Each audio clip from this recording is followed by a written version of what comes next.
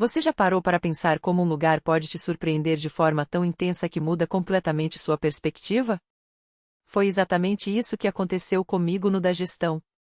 E não estou falando daquela imagem distorcida que muitos têm, homens rústicos, feições severas e um clima de tensão constante. Nada disso. O que encontrei foi um povo de uma generosidade tão sincera que parece até exagero, uma natureza de tirar o fôlego e uma cultura que, apesar das adversidades, pulsa com uma força que poucas regiões do mundo conseguem igualar. Vou ser franco, cheguei lá com preconceitos. Imaginava cenas de um filme de ação, com tipos durões como o Habib e uma atmosfera pesada. Mas a realidade? Uma sucessão de encontros que me fizeram repensar tudo. Médicos que trabalham até o limite em helicópteros de resgate, enfermeiros que salvam vidas com uma dedicação que emociona, comunidades inteiras que, mesmo diante de uma crise sanitária brutal, mantêm a dignidade e a solidariedade acima de qualquer coisa.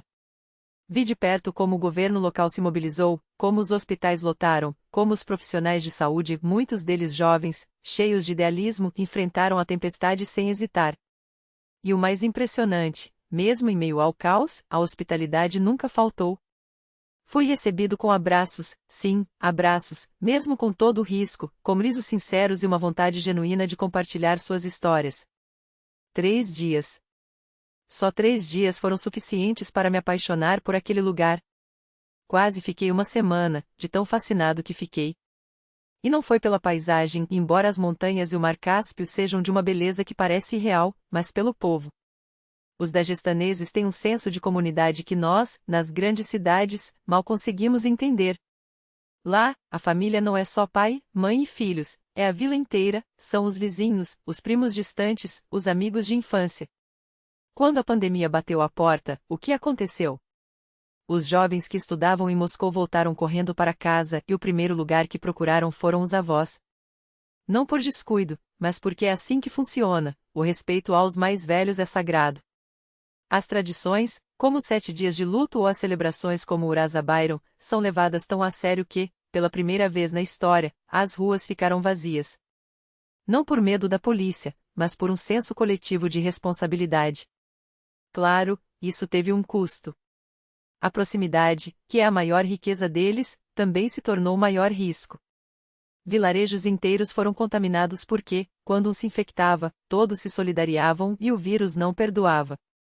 Mas aqui está a lição que poucos entendem: eles não esconderam a verdade. Enquanto em outros lugares as pessoas tinham medo de falar sobre a doença, no da gestão a transparência foi a regra. Não por coragem excessiva, mas porque lá a mentira é uma vergonha maior do que a própria doença. E isso, ironicamente, salvou vidas.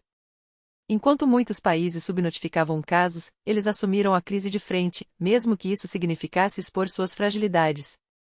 Agora, me digam, onde mais você vê um lugar onde, em meio a uma pandemia, as pessoas ainda se comprimem com um aperto de mão? Sim, eu também me rendi a isso, depois de meses evitando qualquer contato?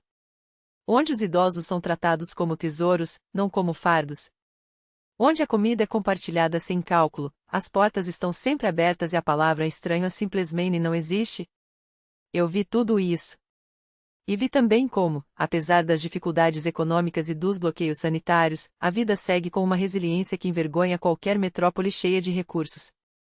Então, quando alguém me pergunta se vale a pena conhecer o da gestão, eu não hesito, vale cada segundo. Não pelo exotismo barato ou pela aventura forçada, mas pela chance de entender que, em um mundo cada vez mais individualista, ainda existem lugares onde o nós é mais importante que o eu.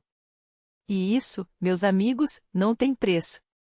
Se você ainda acha que o da gestão é só notícia de conflito ou estereótipos ultrapassados, está na hora de repensar.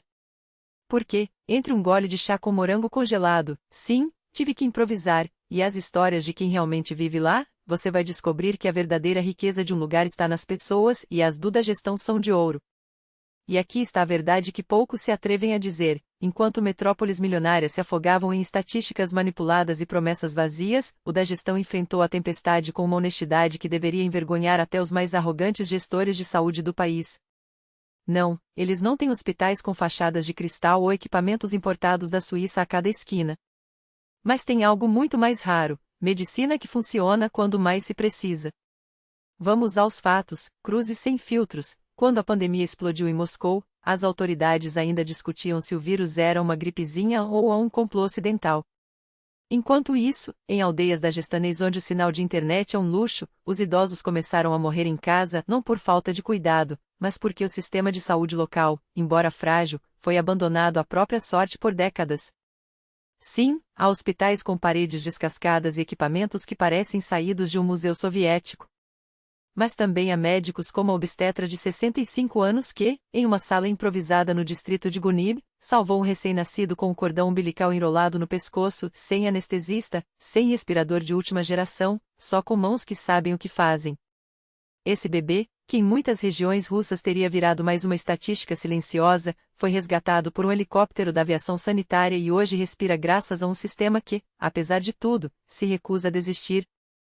E aqui está o detalhe que deveria fazer você repensar tudo. Enquanto em Moscou os números de infectados eram ajustados para não assustar a população, lembra quando disseram que o pico seria de 6.000 casos por dia e, no auge, registraram 600? O da gestão publicou seus mortos sem maquiagem.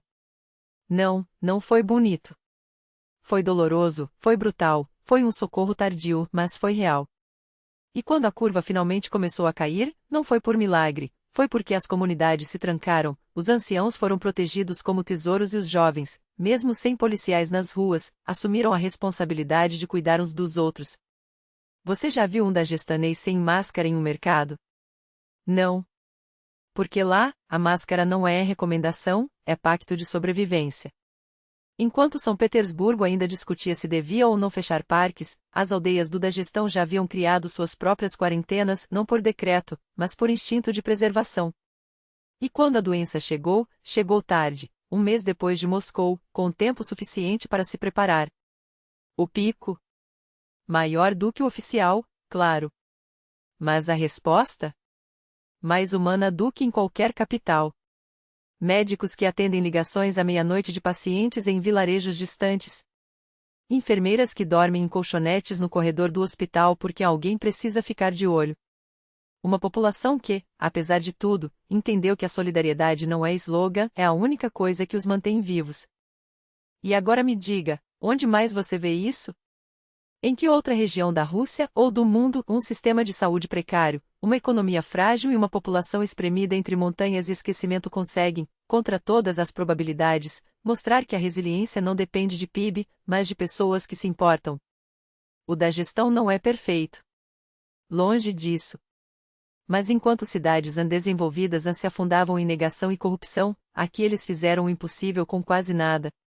Então, quando você ouvir alguém reduzir esse lugar a clichês de a república problemática ou a foco de radicalismo, lembre-se, os mesmos que salvam vidas com as próprias mãos à noite são os que, de manhã, plantam batatas para alimentar o vizinho idoso. Isso não é notícia. Isso é humanidade. E, no fim das contas, é isso que falta em tantos lugares que se gabam de ser civilizados. Infecção não escolhe passaporte, mas a resposta é ela, sim. E eu vi isso com meus próprios olhos, não nos corredores estéreis de hospitais de elite, onde me liberam para circular como se fosse um troféu de relações públicas, diferente de certos influencers que transformam dor alheia em content, mas nos helicópteros da sanaviação, onde o ar cheira desinfetante e suor, e as conversas com médicos não precisam de tradutor. Não é sobre contatos no governo ou privilégios inventados. É sobre falar a mesma língua daqueles que, há meses, trocam sono por vidas e sabem que, quando a mídia oficial anuncia tudo sob controle, o que realmente está sob controle é apenas a narrativa. Podiam me esconder a merda, como fazem em outros lugares? Claro. Podiam me levar para visitar unidades modelo com paredes recém-pintadas e estatísticas maquiadas. Mas não há merda para esconder quando a merda simplesmente não existe. E isso dói mais do que qualquer cadáver nas ruas, porque cadáveres, esses, a gente conhece bem. Vimos em Moscou, quando as necrotérios transbordavam e metade das clínicas fechava as portas para manutenção, a outra metade, essa sim estava cheia, de colapso. Vimos quando a Covid-19 se tornou um jogo de esconde-esconde com os números, e os obituários viraram comorbidades por decreto. Mas aqui? Aqui você voa sobre um vilarejo e não vê filhas de luto, vê mulheres colhendo tomates antes do amanhecer. Aqui você entra numa casa e não encontra o cheiro de formaldeído, encontra pão quente e chá com hortelã. Ah, mas é porque eles não têm tomógrafos. Dirá algum especialista de São Petersburgo, aquele mesmo que nunca pisou numa aldeia da gestanesa, mas adora citar a falta de infraestrutura como desculpa para o próprio fracasso. Pois vá até Penza, meu caro. Vá ver a tomografia computadorizada deles. Ou melhor, vá ver os pulmões dos pacientes que chegam tarde demais porque o sistema deliberadamente os deixou morrer em fila. A diferença não está nos aparelhos. Está no fato de que, aqui, quando um idoso tosse, a vizinha bate na porta com sopa de galinha, enquanto lá, o vizinho chama a polícia porque ele pode estar infectado. Isso soa como clichê? Talvez. Mas a epidemia provou, clichês às vezes são apenas verdades inconvenientes. Duas Russias, dois mundos. Num, as pessoas se espremem em metros como sardinas e morrem sozinhas em UTIs lotadas. No outro, elas se reúnem em mesquitas para rezar juntos, não por teimosia, mas porque sabem que a solidão mata mais que o vírus. Você acha que é coincidência que, enquanto a curva de contágio disparava em Moscou, aqui ela se achatava como pão ázimo? Não é milagre. É matemática humana. Quando você depende do próximo para sobreviver, não dá para fingir que ele não existe. E não venha me falar em a mutação do vírus ou a segunda onda. O vírus não quer te matar, ele quer te usar. Seu objetivo não é exterminar hospedeiros, é se replicar, e um hospedeiro morto é um mau negócio para qualquer patógeno. Quem quer matar você, isso sim, são os mesmos que transformaram uma pandemia em oportunidade para roubar respiradores e vender kits de teste falsificados. O vírus? Esse só faz o que sempre fez, evoluir. A pergunta é, nós vamos evoluir também? Porque, veja bem, já tivemos 4 coronavírus endêmicos circulando por aí antes desse. 4. E ninguém ligava até que um deles decidiu dar uma aula de humildade para o mundo. Agora todo santo dia aparece um especialista falando em imunidade de rebanho como se fosse um conceitinho novo, mas esquecem que a humanidade já conviveu com pestes, varíolas e gripes espanholas. Sobreviveu? Sobreviveu. Como? Adaptando-se. Não com vacinas mágicas, que, aliás, ainda são uma incógnita, mas com algo muito mais simples: trabalho. Trabalho sujo, exaustivo, mal pago, o tipo de trabalho que você vê quando pousa num vilarejo da Gestanês e encontra homens de 70 anos cavando sulcos no sol a pino, enquanto seus netos estudam medicina para voltar e cuidar deles. Isso não é romantismo. É realidade. E a realidade, ao contrário das estatísticas oficiais, não se esconde atrás de censuras ou decretos. Você pode fechar os olhos, pode tapar os ouvidos, pode repetir como um mantra que tudo está sob controle. Mas quando você sobrevoa essas montanhas e vê, não a pobreza que te ensinaram a esperar, mas uma teimosia que recusa se render, quando você desce e sente o cheiro de terra molhada e ouve o barulho das crianças correndo na rua sem máscaras, não por negligência, mas porque ali o vírus já encontrou seu lugar no ecossistema, como mais um desafio a ser superado, aí você entende. Ou não entende. Porque, no fundo, entender exigiria admitir que o problema nunca foi o vírus. Foi nós. Aqui está a realidade que ninguém quer encarar: o vírus não é um inimigo a ser derrotado, mas um espelho. Ele se adapta, como sempre fez, como sempre fará, não por maldade, mas por lei biológica. E nós? Nós nos adaptamos também, só que de um jeito mais lento, mais dolorido, cheio de negacionismos e teorias da conspiração que servem apenas para disfarçar o óbvio: a natureza não negocia.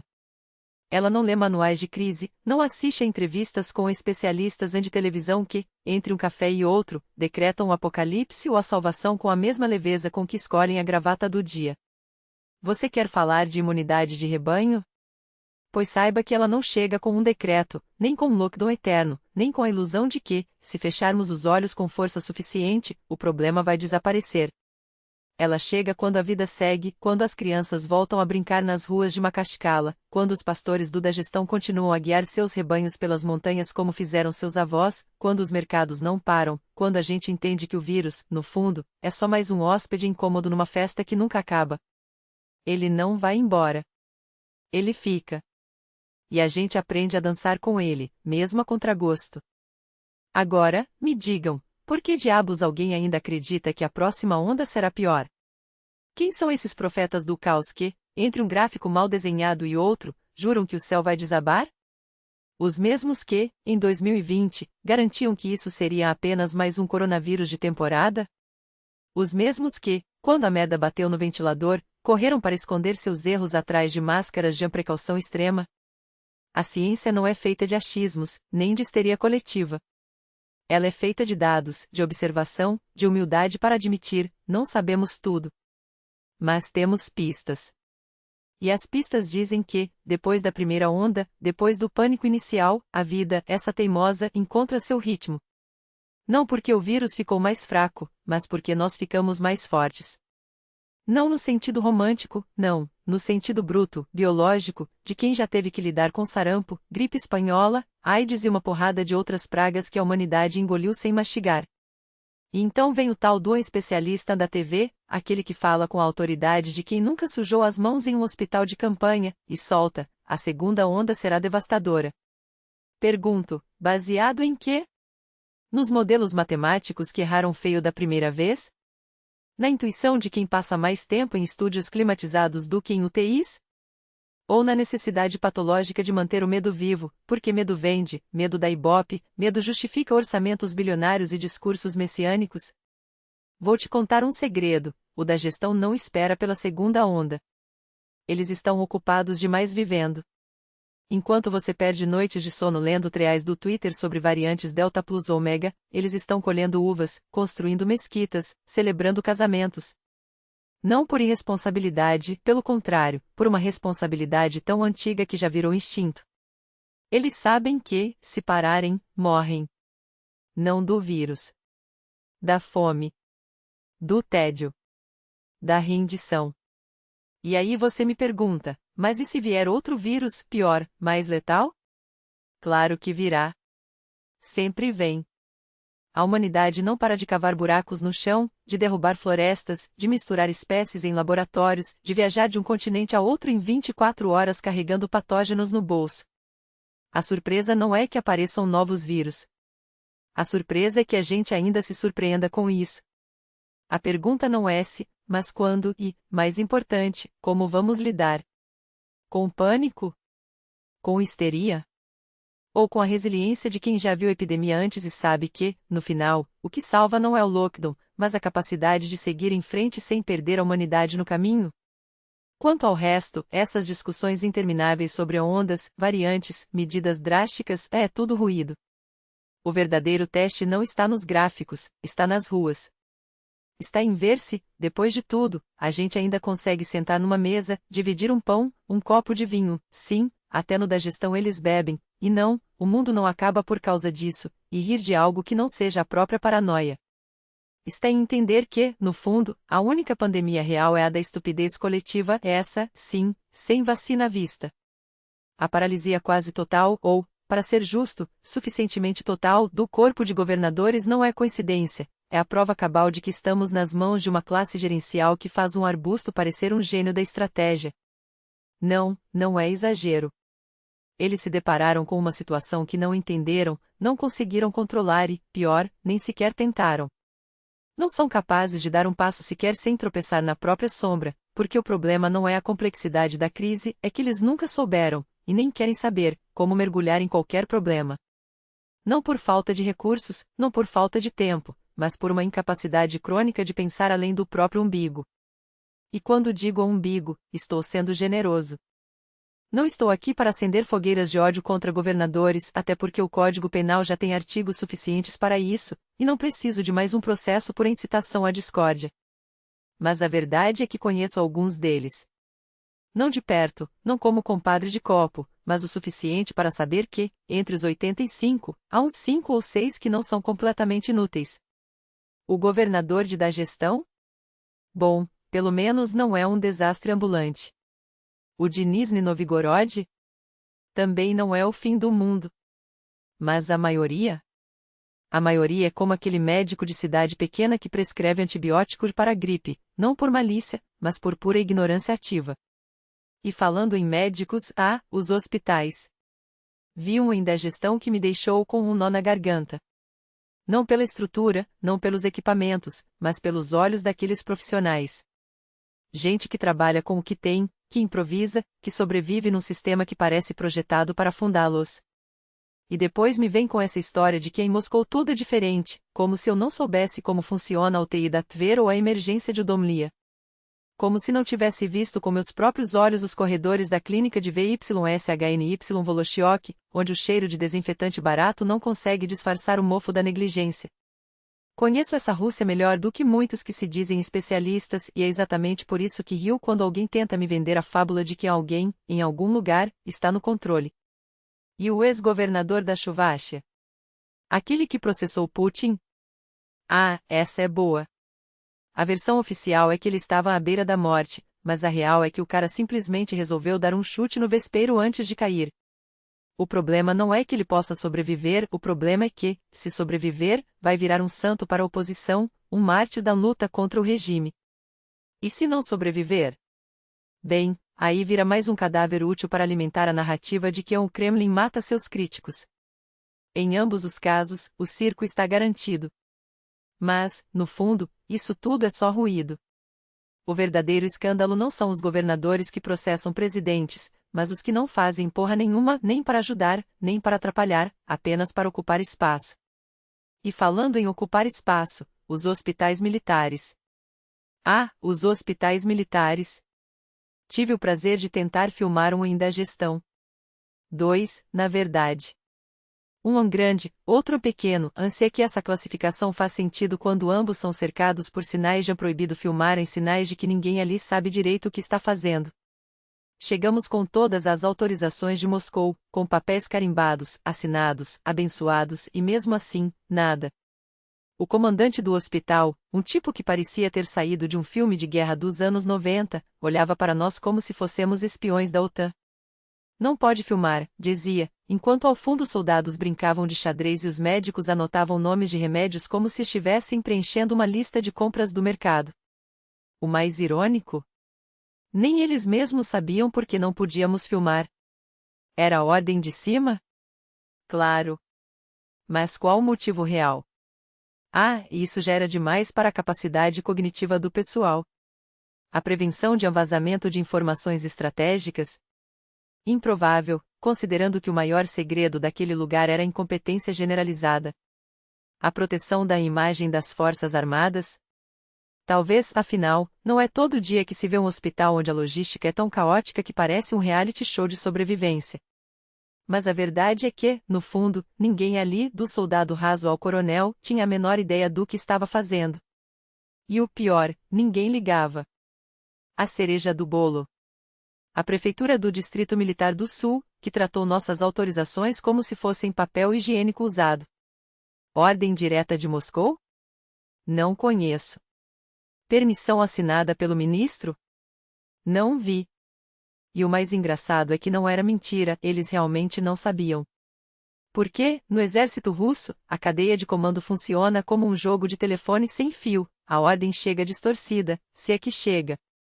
E quando chega, é executada com a mesma precisão de um bêbado tentando acender um isqueiro no vento. Isso sem falar na na Belarus. Ah, a Belarus. O país que a Rússia ama citar como exemplo de gestão eficiente, enquanto esconde que, lá, a estatística de mortalidade é tão confiável quanto um relógio de pulso comprado num camelô. Lá a situação está sob controle, dizem os mesmos que nunca pisaram em Minsk. Claro que está.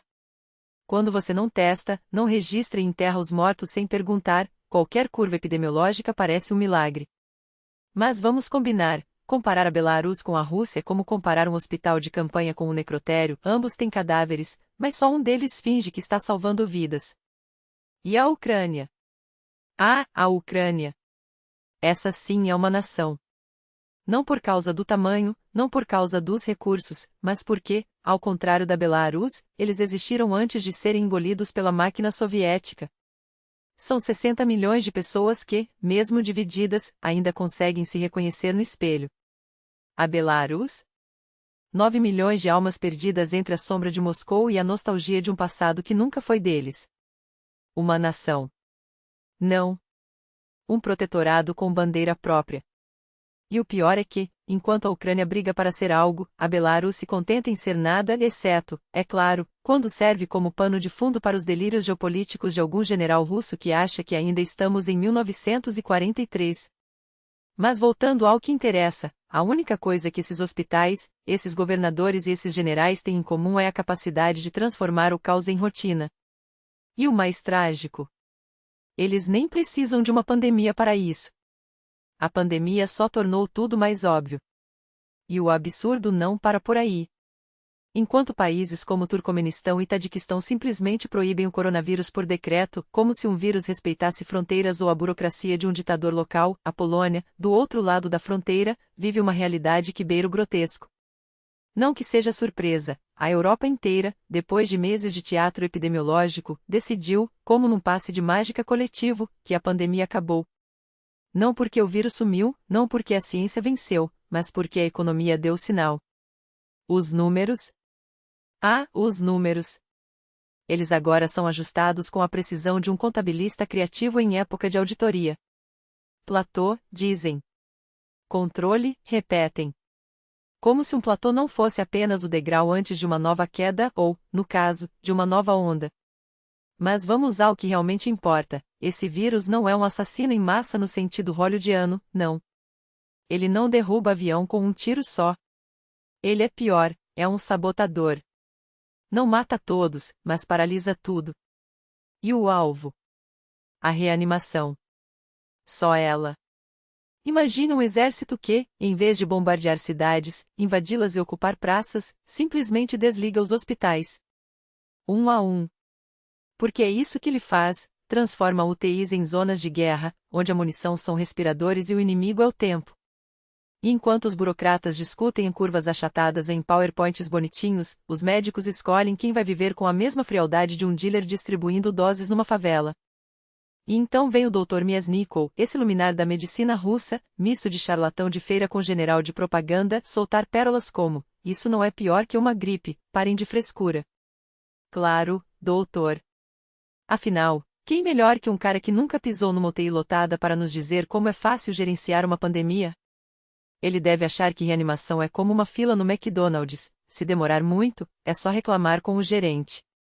Mas a realidade é outra: quando a demanda por leitos explode, você não otimiza o sistema. Você fecha tudo. Clínicas, enfermarias, centros de diagnóstico, vira tudo reanimação improvisada, porque o vírus não liga se você tinha uma cirurgia marcada ou um parto de risco. Ele quer espaço.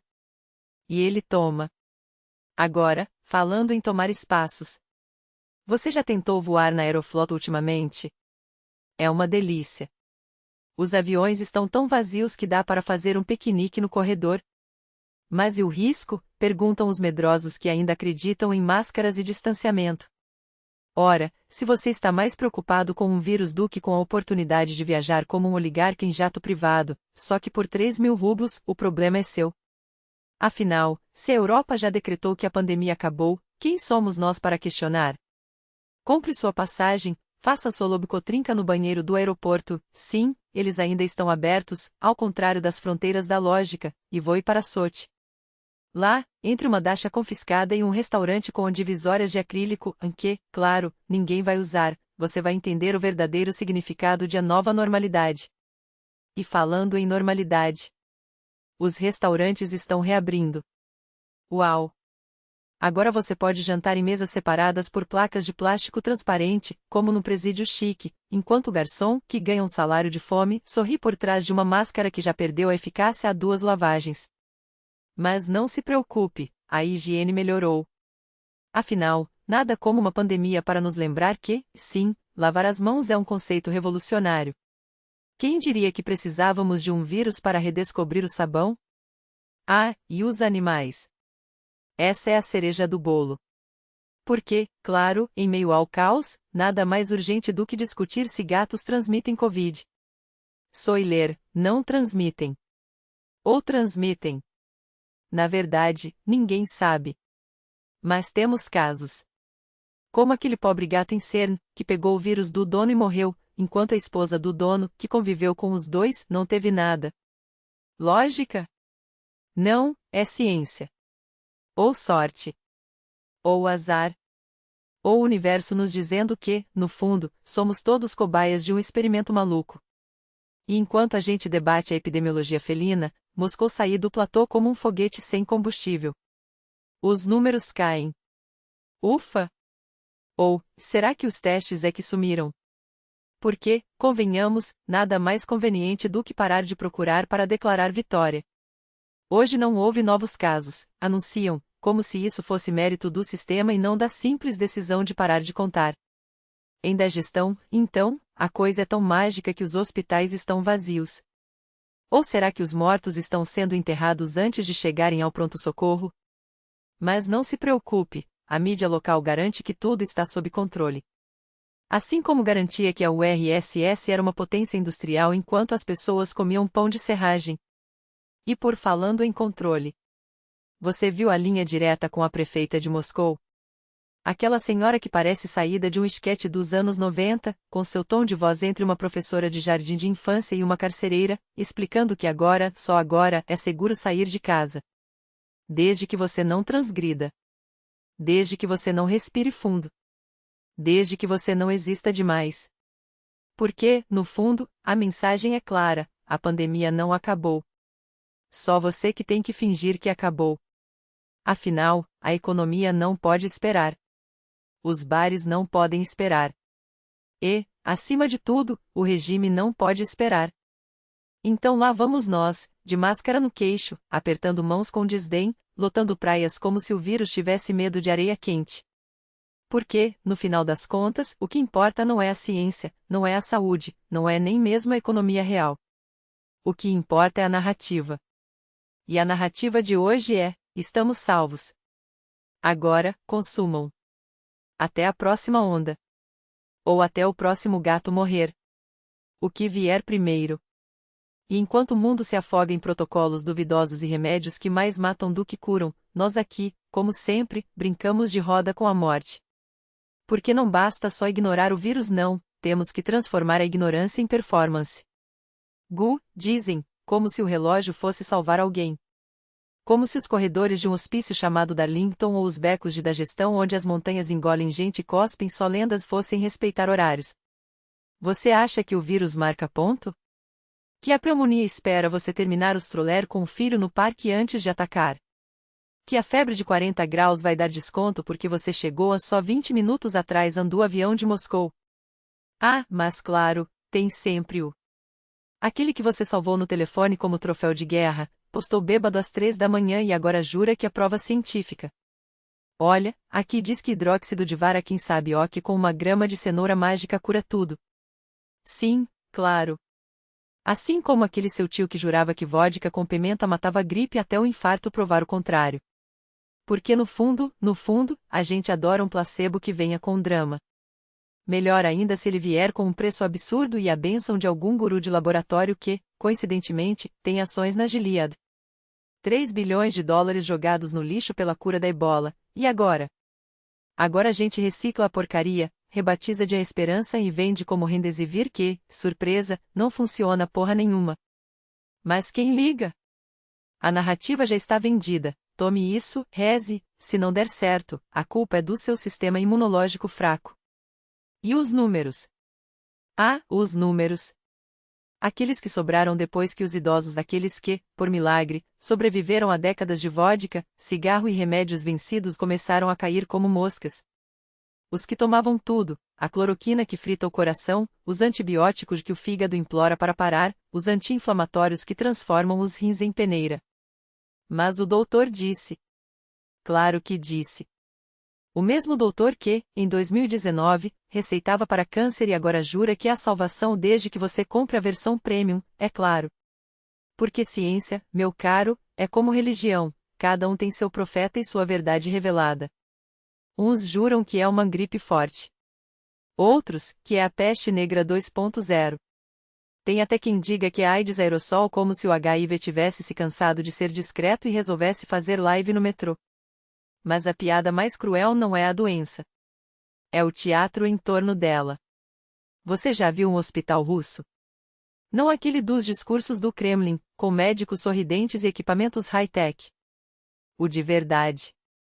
Aquele onde a enfermeira te olha como se você fosse mais um fardo no plantão de 48 horas, onde o oxigênio acaba antes da sua esperança, onde a conta chega antes do diagnóstico. Ah, mas na Turquia é pior. Sim, porque comparar miséria é o novo esporte nacional. Como se Istambul fosse o padrão de excelência médica, como se Ankara fosse o benchmark do caos. Mas não se preocupe, enquanto você discute se é melhor morrer de Covid em Dagestão ou de negligência em Buenax, eles estão ocupados demitindo médicos, fechando leitos e vendendo kit Covid por 220 mil rublos, o mesmo preço de uma viagem só de ida para o cemitério. E então chegam aqueles solitários, patéticos, inúteis como você, quando decide que hoje é dia de protestar sozinho com um cartaz feito à mão, enquanto a polícia já tem seu nome na lista antes mesmo de você sair de casa. Por que me prenderam? Porque é mais fácil calar um do que explicar por que 100 estão morrendo. Porque em um país onde a única coisa que funciona é a repressão, até um vir ameaça. Mas eu só queria. Não, você não queria nada. Você queria se sentir herói como aqueles jornalistas que cobrem hospitais e acabam presos por extremismo, ou como o pobre diabo que filmou um grafite numa escola e levou multa por vandalismo ideológico. A lógica é simples: se você não está aplaudindo, você está atrapalhando. E se você está atrapalhando, a gente te some. Com essa de direitos, com essa de verdade. Aqui a gente prefere a versão oficial. Tudo está sob controle, os mortos são estatisticamente irrelevantes, e se você discorda, bem, sempre tem uma esperando por você. E enquanto isso, em algum lugar, uma garota de 20 anos se afoga nos próprios pulmões, com uma enfiada na traqueia como se fosse a última palha de um mundo que já desistiu dela. O oxigênio acaba. O monitor apita. E lá fora, a vida continua. Alguém posta um novo, alguém discute se o vírus ataca o sangue ou só os pulmões, alguém é preso por segurar um cartaz. Porque no final, a única coisa que realmente importa é a narrativa. E a narrativa de hoje é: não olhe para trás. Não pergunte. Consuma. E, se possível, morra em silêncio. E lá estão eles, os pulmões supurando, escorrendo pela rampa do helicóptero enquanto 2 reanimadores daguestaneses, sim, aqueles daguestaneses, com aquele ar de quem já viu o inferno e tomou chá com ele, tentam salvar o que resta de um corpo que o Estado já deu como perdido. Um deles, georgiano de verdade, não esses georgianos de mentira que você encontra por aí, com seus sorrisos de plástico e cheirinho de cachapuri de micro-ondas, tem no celular uma capa com o retrato de Bagration. Bagration, caralho. Como se a história fosse um meme que você guarda no bolso para mostrar nos intervalos entre uma intubação e outra. E então, você abre seu Facebook, aquele mesmo que você jurou deletar depois da última crise existencial, e o que vê? Moscou ainda está lá. Alguém sendo arrastado por seguranças por segurar um cartaz com os números 2.20.2. 2.20.2. Como se a matemática da repressão precisasse de vírgulas para ser mais precisa. Como se o absurdo não bastasse sozinho. E aí você ouve: mas e aqueles poemas sobre menstruação? Olha só, mesmo em meio ao caos, as pessoas ainda se preocupam com essa merda. Não, idiota. Não é sobre a merda. É sobre o fato de que a liberdade de palavra e de pensamento não salva ninguém quando você está a 3.000 metros de altitude, sem oxigênio, enquanto seu governo negocia máscaras como se fossem ações da bolsa. A liberdade é como aquele amigo que promete te ajudar a mudar de apartamento, mas some na hora de carregar o sofá. Todos sabem que ela existe até você precisar dela de verdade. E por que, porra, prendem pessoas com cartazes? Por que não se ocupam em consertar os respiradores que falham, em treinar médicos em vez de treinar cães de guarda para a próxima manifestação? Ah, mas você sabe a resposta. Porque um cartaz é um espelho. E o regime não suporta ver seu próprio reflexo, especialmente quando está coberto de sangue e hipocrisia. Mas e o povo? O povo não está se unindo? Claro que está. Como ratos em um navio que afunda. A solidariedade nasce do desespero, não da virtude. Quando a merda bate no ventilador, até os mais individualistas se abraçam porque o medo é um ótimo colírio para a miopia moral. E o Estado adora isso. Adora quando você confunde união com submissão, quando acha que estar junto é o mesmo que estar salvo. Não é. É só mais uma forma de controle, disfarçada de calor humano. E então vem a pergunta: mas e você? Você não é parte desse sistema? Afinal, você também está aí, falando, criticando, enquanto bebe vodka com os mesmos que aplaudem a Margarita Simonia nos jantares. Ah, a Margarita! Aquela que os chefes daguestaneses que nunca viram uma guerra além das telas de seus iPads brindam como se ela fosse a última profetisa de um império que já apodreceu por dentro. Não tenho nada contra ela. Na verdade, não tenho nada contra ninguém. Apenas percebi, com o tempo, que discutir ética com quem confunde moral com estética é como tentar ensinar um peixe a andar de bicicleta. Mas e as crianças? E a linguagem? E o Cheburasca? Isso aqui não é o Stepa e o Biba. Isso aqui é a vida real, onde as pessoas morrem com tubos na garganta enquanto você discute se um poema sobre sangue menstrual é apropriado para o horário nobre. Apropriado. A única coisa apropriada nesse país é o silêncio, aquele mesmo que eles exigem de você enquanto roubam, mentem e deixam os corpos se empilharem nos corredores dos hospitais. E então você pergunta, o que vai acontecer depois? Não sei. E, francamente, não me interessa. Não no sentido egoísta, mas porque a única coisa que importa agora é sobreviver sem se curvar. O resto? Ilusão. A Rússia não vai mudar. A América não vai salvar. A Europa vai continuar fingindo que não vê. O Estado não cuida de você, ele se alimenta de você. Sempre foi assim. Sempre será. E quando você finalmente entender isso, que ninguém virá, que nenhuma ajuda chegará, que os aviões que antes cortavam o céu agora são apenas sombras no radar, talvez, você pare de esperar. E aí, quem sabe, comece a viver. Ou pelo menos a morrer com um pouco de dignidade. Porque no final, a única liberdade que nos resta é a de escolher como vamos queimar. E eu, pessoalmente, prefiro fazê-lo com um copo de vodka na mão e um sorriso de escárnio no rosto enquanto eles, lá em cima, continuam a contar os corpos como se fossem pontos em um placar. Imagine só, enquanto você está aqui, se afogando em números de exames que nem sabe se precisa análise geral, bioquímica, anticorpos, coronavírus, como se o corpo fosse um relatório de laboratório e não a última trincheira entre você e o nada. Alguém, em algum lugar, está recebendo 25.000 euros de indenização. Ou conhece um Antil Vazian de 50 centímetros que bate a massa como se fosse o último ato de uma farsa grotesca. Ou, melhor ainda, tem um amigo, sempre um amigo, nunca um nome, que gira 4 bilhões e meio em uma empresa tão russa que até as paredes soam vodka e desespero. E você? Você fica aí, contabilizando os $1.200 que custaria um exame nos Estados Unidos. Oh, que absurdo, que escândalo, como se o mundo não fosse um cassino onde uns nascem com fichas de platina e outros passam a vida contando as moedas que sobraram do almoço. Mas não se engane, esses $1.200, em Nova York, são o preço de um suspiro.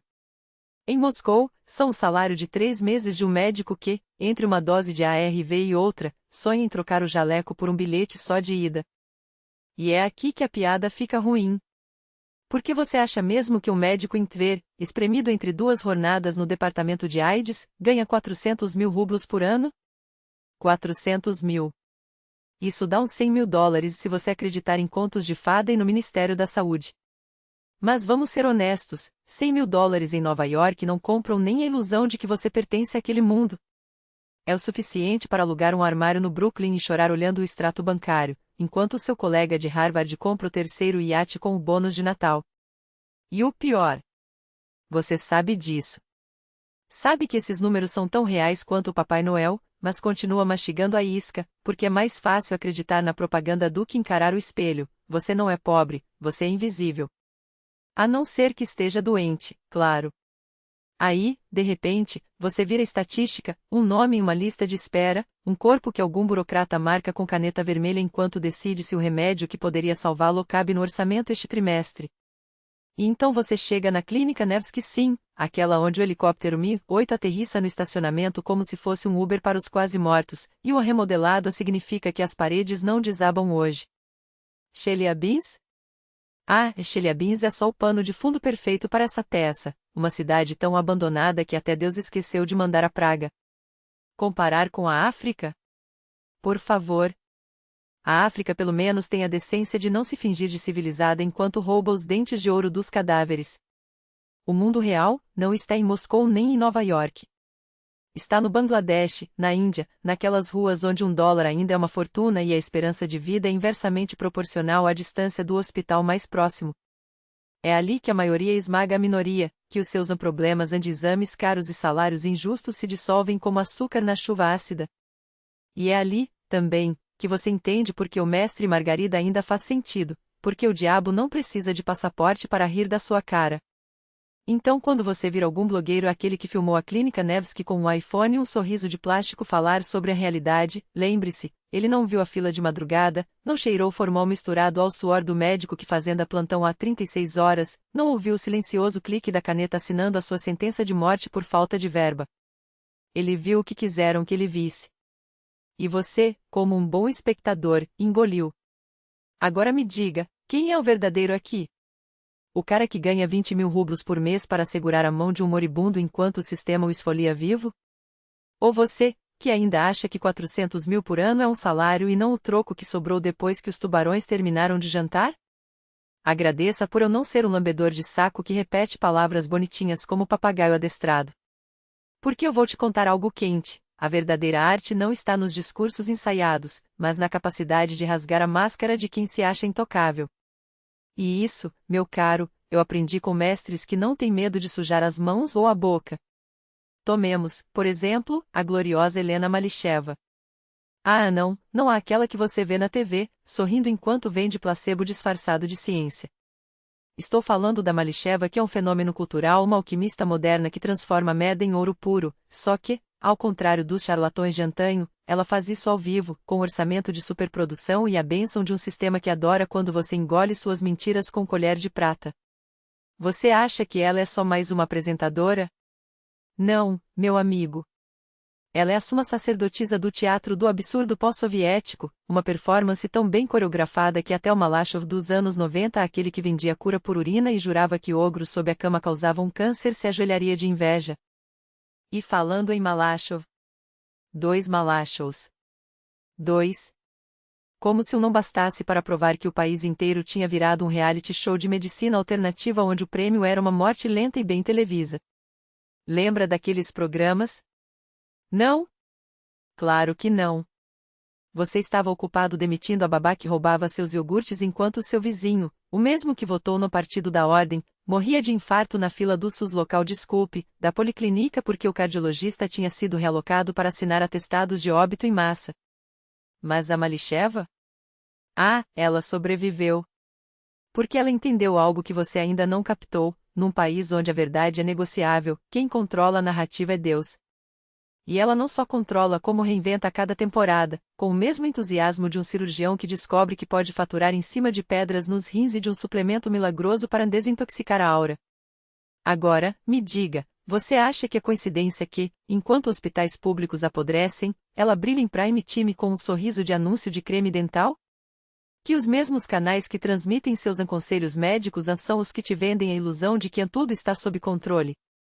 A Malicheva não é uma anomalia, ela é o produto final de um sistema que premiou a mentira bem embalada. E você, como um bom consumidor, compra. Não só compra como defende. Ah, mas ela tem formação. Claro, assim como o cara que te vende um carro sem motor tem um diploma de vendas.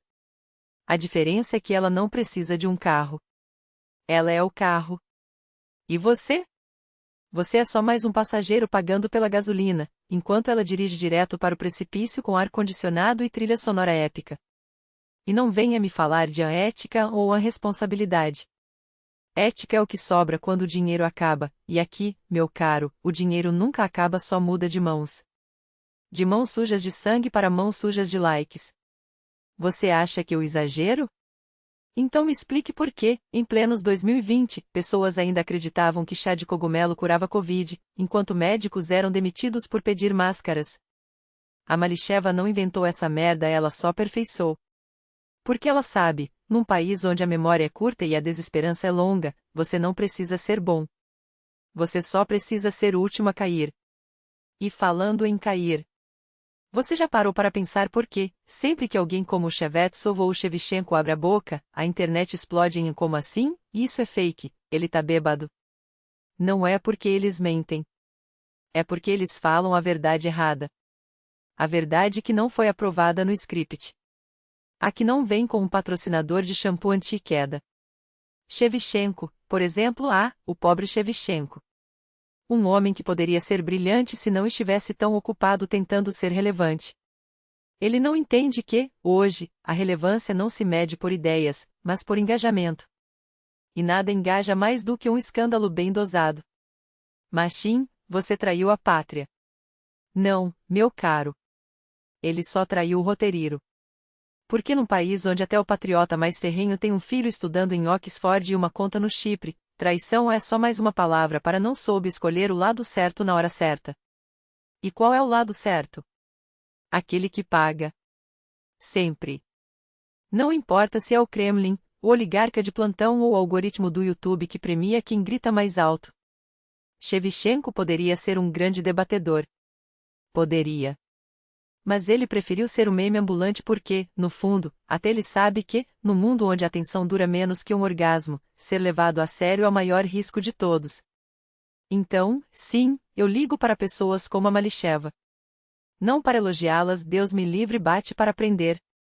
Porque se tem uma coisa que esse país ensina é que, quando o sistema está podre até a medula, os únicos que sobrevivem são os que jogam sujo sem pestanejar. E ela? Ela joga como se estivesse em um campeonato mundial, enquanto você ainda acha que o jogo é justo. Mas não se preocupe. Quando a merda bater no ventilador e vai bater, você vai ter duas opções, ou se juntar aos que sempre souberam que o ventilador estava quebrado, ou ficar lá, segurando seu diploma de cidadão de bem, enquanto eles desligam a energia. E adivinha? A Malisheva já tem gerador. E patrocinador. A experiência da Mikhailova? Claro, se você ficou impressionado com os milhões de visualizações do Shevchenko Molodes, como dizem, ou se o cheiro podre do Minaev te fez torcer o nariz, tudo bem. Mas pergunte-se, quem é o verdadeiro Goblin aqui? Por que essa merda toda é minha sorte? Por que, caralho, eu tenho que engolir essa sopa de letras enquanto Krasovsky, com suas ideias de servilismo monárquico, se prepara para entrar na Ednaya Rossia como se fosse um prêmio de consolação? Ah, sim, o Krasovsky é aquele que, entre uma massiva mortalidade no da gestão e a culpa jogada no calora e no ultravioleta, ainda acha que vai conquistar corações com discursos de Starzende strips na bandeira da Rússia Unida. Soiler, não vai. O que vai conquistar é o desdém dos dagestanis, que já deram seu veredicto nas redes, em cartas abertas, e até no silencioso boicote ao Anchi do Diego, aquele mesmo que, com suas visões amplas sobre a liberdade individual, deve estar rindo da cara do Krasovsky enquanto este tenta vender sua aliança política como um hit entre a juventude local. Dá para ver o entusiasmo, zero. O que resta? Um fundamento podre, um último tijolo no muro de uma autoridade que já fedia antes da pandemia e agora apodrece ao sol. E você ainda acha que isso é sobre estatísticas? Que a morte no da gestão é culpa do termômetro? Não, meu caro. É sobre quem conta essas mortes. Porque enquanto Egorovna volta atrás como um ioiô, ah não, a epidemia está acabando, olha o Machim, como ele emagreceu, pobrezinho, a gente sabe, os números em Petersburgo são uma piada de mau gosto. 3, 4 mil doentes. Na rua? Com hospitais lotados e médicos sussurrando que uma única clínica atende mais casos do que o relatório oficial da cidade inteira? 5 milhões de pessoas e 4.500 infectados. Isso não é estatística, é fiction do mesmo nível daqueles que juram que a mortalidade não subiu porque, antes também morria gente. Ah, mas tem jeito certo e errado de contar, não é? Os americanos contam todos que morreram com Covid. Nós? Só os que morreram de Covid desde que não tenham tido um infarto, um AVC ou um câncer terminal na mesma semana. Qual a diferença, afinal? Para você, nenhuma. Para quem planeja leitos de UTI, respiradores e estoques de oxigênio para a próxima onda. Toda a diferença do mundo. E é por isso que insisto, registrem tudo. Anotem no prontuário, infarto agudo do miocárdio com Covid-19. Leucemia fulminante com Covid-19. Porque senão, daqui a 6 meses, quando a merda bater de novo no ventilador, e vai bater, a gente vai estar aqui, outra vez, ouvindo o que ninguém podia prever. E você, aí, perguntando se vale a pena fazer teste de anticorpos. Vale. Não pela ciência, não pela sua saúde porque, let's be honest, você não vai mudar porra nenhuma no seu comportamento. você vai continuar saindo sem máscara, apertando mãos como se o vírus fosse um boato, e ainda vai achar que é esperto porque não é você que está morrendo. Mas faça o teste. Faça para ter a certeza de que, quando a próxima onda chegar e você estiver tossindo sangue no banheiro, pelo menos vai poder dizer: eu avisei. Eu sabia. Porque, no fundo, é isso que a gente quer, não é? Não salvar vidas, mas ter razão. E o machine? O machine segura, caralho. Segura como se a vida dependesse disso porque depende. Segura enquanto os médicos heróis da TV sorriem com máscaras impecáveis, enquanto os hospitais de Moscou fingem que têm EPIs, enquanto você, aí, ainda acha que isso é um show. Não é. É uma guerra. E na guerra, ou você luta, ou vira estatística aquela que eles vão omitir no próximo relatório. Agora, se você acha que isso aqui é sobre jornalismo, sobre investigações ou escândalos, você não entendeu nada. A Malicheva faz programa para penhoras. Eu falo de saúde, mas não daquela saúde light, de suco verde e yoga, não. Da saúde que cheira formol, que escorre entre os dedos dos enfermeiros, que grita nos pulmões de quem não consegue mais respirar. E se você quer drama, vai assistir ao próximo vídeo do Navalny. Aqui, a gente fala do que sobrou, corpos, números e a certeza de que, quando a poeira baixar, os únicos que vão estar de pé são os que nunca acreditaram que o ventilador ia funcionar.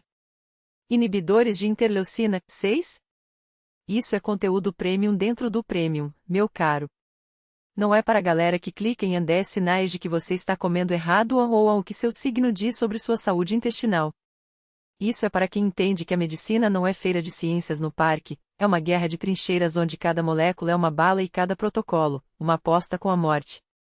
E não, eu não faço isso de propósito, não tenho um plano maquiavélico de alienar 99% do público. Simplesmente não me interessa explicar o óbvio para quem ainda acha que a imunidade se resolve com vitamina C e pensamento positivo. Você quer que eu fale do último escândalo de corrupção no Ministério da Saúde Regional? Que eu disseca a compra superfaturada de Blade servers para um hospital que não tem nem papel higiênico? Que eu comente o racha entre Prigozhin e Shoigu como se fosse um analista político de botequim? Para quê? Eu já sei como isso funciona. Já vi o filme. Já li o roteiro. Já escrevi o roteiro em algumas versões. Não é segredo, é tédio. E tempo? O tempo é a única moeda que não se imprime. Eu tenho 3 dias seguidos, das 6 da manhã até as 6 da manhã seguinte, divididos entre helicópteros médicos, UTIs improvisadas e a logística de tirar gente da beira da morte enquanto políticos discutem se o orçamento para máscaras deve ser em dólares ou em likes. Você acha que eu assisto Sobchak entrevistando um influencer de clínica estética? Que eu perco noites acompanhando os dramas de um cosmetólogo que virou guru das redes? Meu feed é outro, é o som de um ventilador pulmonar falhando às 3 da manhã, é a voz de um médico da gestanês recitando o Corão enquanto sutura um ferimento de bala, é o cheiro de antisséptico misturado ao suor de quem carrega maçãs há 12 horas seguidas. Isso me interessa. O resto? Ruído. Ruído de uma civilização que ainda acha que saúde é content, que dor é engajamento, que morte é trending topic.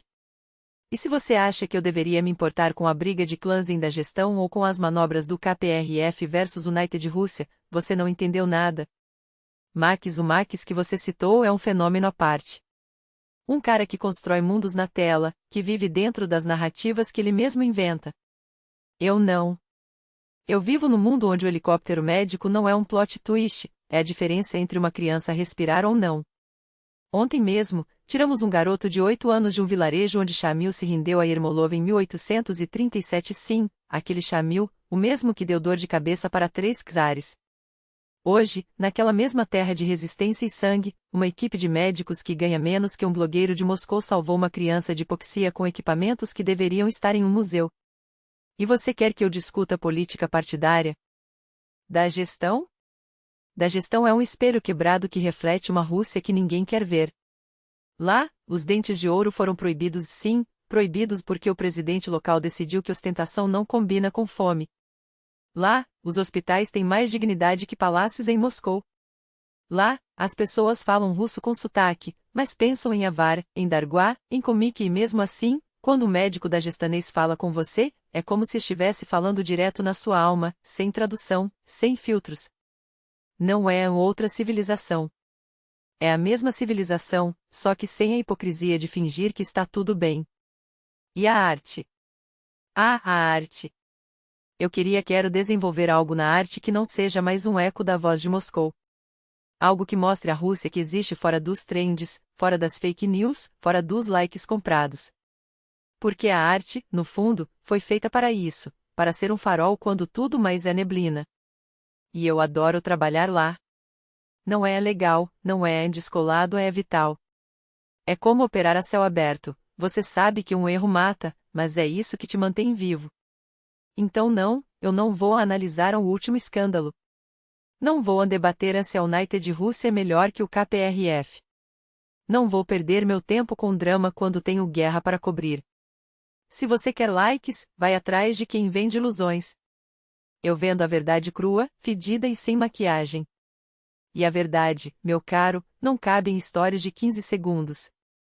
Ela está no olho de um médico que acabou de perder um paciente, no silêncio de uma mãe que não chorou porque já não tem lágrimas, no som de um helicóptero decolando mais uma vez porque o sistema não aguenta, mas as pessoas ainda aguentam. Então sim, eu faço o que me interessa. E o que me interessa é isso, o lugar onde a medicina encontra a guerra, onde a ética esbarra na sobrevivência, onde cada decisão é um tiro no escuro mas você atira mesmo assim. Porque alguém tem que atirar. E eu? Eu atiro. Todos os dias. Das 6 da manhã até as 6 da manhã seguinte. Sem pausas. Sem desculpas. Sem likes. Se não gostou, tem a porta. A saúde não é democrática, ela é brutal. E eu também. Aqui não tem meio termo. Ou você entende a lógica da sobrevivência ou se afoga na ilusão de que regras foram feitas para serem seguidas. E eu? Eu escolhi nadar contra a maré, mesmo que a maré seja um rio de merda com correnteza de burocracia e hipocrisia. Veja só, a Geórgia, esse país que o mundo acha que é só vinho e poesias de intelectuais bêbados, na verdade é um laboratório a céu aberto. Um lugar onde as ruas são novas, mas as mentalidades são mais antigas que as montanhas do Cáucaso. Redutos fortificados como Krasnogorsk, só que sem a pretensão de esconder o que são, uma mistura de posto avançado com shopping center de guerra. Clima perfeito, estilo Antonov, sim, aquele carro com vidros escuros que parece mais um caixão blindado do que transporte, e a sensação de que você está no set de filme onde o roteiro é improvisado com balas e decretos. E os bloqueios? Ah, os bloqueios. Não são aqueles checkpoints de filme americano, com soldados nervosos e câmeras escondidas. Não. São barricadas de mentira, postas ali como um aviso. Aqui comandamos nós, mas se você quiser passar, passa. Só não reclame depois. Uma rua bloqueada hoje, aberta amanhã depende do humor do cara com a metralhadora. Ou do chefe dele. Ou do chefe dele. É o caos com horário comercial. Na Rússia? Nada disso. Lá, a única coisa que bloqueia mesmo é a sua própria cabeça. Você vê um cara de máscara em uma bicicleta, suando como um porco em agosto, e pensa, que herói, se protegendo. Não. Ele só está com medo de respirar. Medo de viver. Medo de que o ar esse mesmo que entra e sai dos pulmões desde que o mundo é mundo seja agora um inimigo invisível. E aí você tem as autoridades, essas mesmas que fecham bares por segurança, mas abrem shoppings porque é economia, meu caro, economia, como se vírus fizesse horário de almoço. Abrir bares em junho? Claro. Depois que todo mundo já estiver louco de saudade de um copo que não seja de álcool em gel. Depois que as ruas viverem 2 semanas de farra descontrolada, com gente se espremendo como sardinha em lata, porque mas a gente tava com saudade. E aí, surpresa, em julho, os hospitais lotam de novo. Mas tudo bem, porque o importante é a foto no Instagram do primeiro drink pós-quarentena, não é? Moscou. Moscou é um teatro. A Strelka vai abrir, os bares de rua vão abrir, os parques vão encher, mas não porque o vírus sumiu. Porque alguém decidiu que o show deve continuar. E o povo? O povo aplaude. O povo esquece. O povo volta a se abraçar como se nada tivesse acontecido. Eu? Eu não abraço ninguém. Não por medo do vírus, mas porque não gosto de hipocrisia. Se querem se matar de otimismo, que seja. Eu fico com a minha dose diária de realidade, sem máscara no rosto, sem desinfetante nas mãos e com a certeza de que, quando a merda bater no ventilador de novo, não serei eu quem vai segurar o balde. Agora, se me derem licença, tenho um turno de 24 horas pela frente. E não é para salvar o mundo. É para lembrar a mim mesmo que, enquanto eles brincam de lockdown e liberdade controlada, eu ainda estou aqui fazendo o que precisa ser feito, sem aplausos, sem desculpas e, acima de tudo, sem ilusões.